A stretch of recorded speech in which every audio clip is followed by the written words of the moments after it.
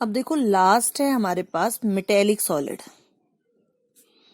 अब इसके तो नाम से पता चल रहा है इसमें कॉन्स्टिट्यूएंट पार्टिकल कौन होंगे, मेटल एटम। जितने भी मेटल एटम होंगे, ठीक है, वो मेटेलिक सॉलिड में आ जाएंगे। और इनमें जो बाइंडिंग फोर्स होता है बेटा, वो होता है मेटेलिक बॉन्ड। अब ये मेटेलिक बॉन्ड कैसे अलग होता है, क्या है मेटेलिक बॉन्ड, उसको समझते हैं। देखो, अगर मैं एक छोटा सा आयरन का टुकड़ा ले लूं, तो अब ये मत समझना कि उसमें एक आयरन एटम होगा, उसमें बहुत सारे आयरन एटम होंगे ना, ये बहुत सारे आयरन एटम, ऐसे समझ लो, ठीक है। बहुत सारे, छोटा टुकड़ा लिया आपने, उसमें बहुत सारे आयरन एटम है। अब हमें पता है कि जो मेटल है उसके पास फ्री इलेक्ट्रॉन होते हैं। फ्री इलेक्ट्रॉन कहने का मतलब है उनका जो लास्ट इलेक्ट्रॉन होता है वो ऑलमोस्ट फ्री होता है, मतलब वो न्यूक्लियस से बहुत ज्यादा बॉन्डेड नहीं होता है, ठीक है। वो मूव करने के लिए फ्री होता है, क्योंकि मेटल जनरली इलेक्ट्रॉन लूज करना चाहते हैं, तो उनका एक इलेक्ट्रॉन ऑलमोस्ट फ्री है, ये ऐसे घूम रहे हैं बहुत सारे इलेक्ट्रॉन्स, फ्री इलेक्ट्रॉन्स है। अब देखो, ये मेटल एटम था, इससे एक इलेक्ट्रॉन निकल गया, तो ये एक पॉजिटिव चार्ज की तरह बिहेव करेगा कि नहीं करेगा, उसका एक इलेक्ट्रॉन फ्री है, मतलब ऑलमोस्ट निकला हुआ ही है, तो ये एक पॉजिटिव चार्ज की तरह बिहेव करेगा ना। इस पॉजिटिव चार्ज मेटल एटम को हम कहते हैं कर्नल्स, ठीक है।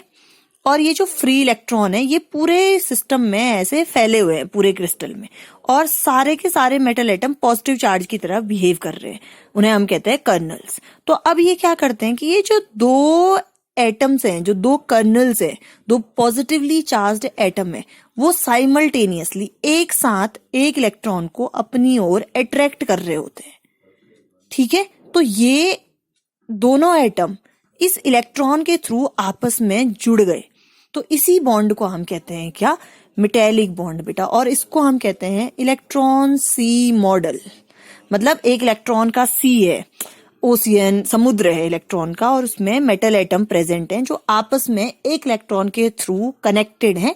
इसी बॉन्ड को हम कहते हैं मेटेलिक बॉन्ड।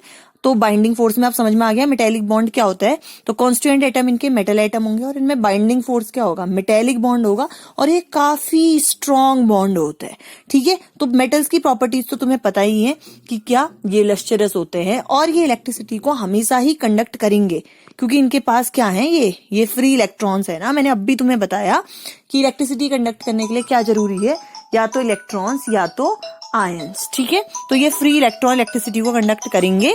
तो ये हो गए हमारे मेटेलिक सॉलिड। इनकी प्रॉपर्टीज क्या क्या हो जाएंगी, इनकी प्रॉपर्टीज है कि ये इलेक्ट्रिसिटी को कंडक्ट करते हैं, ये काफी हार्ड होते हैं, लस्चरस होते हैं, सोनोरस होते हैं, ये सब इनकी क्या हो गई, प्रॉपर्टीज हो गई। तो ये है तुम्हारा मेटेलिक सॉलिड। तो ये हो गए 4 टाइप के सॉलिड्स, जो क्रिस्टलाइन सॉलिड्स के टाइप्स थे, मॉलिक्यूलर, मेटेलिक, कोवेलेंट, आयनिक सॉलिड, ठीक है। और ये किसके बेसिस पे थे कि जो क्रिस्टल बना है उसका कॉन्स्टिट्यूएंट पार्टिकल क्या है और बाइंडिंग फोर्सेस क्या क्या है बेटा, ठीक है।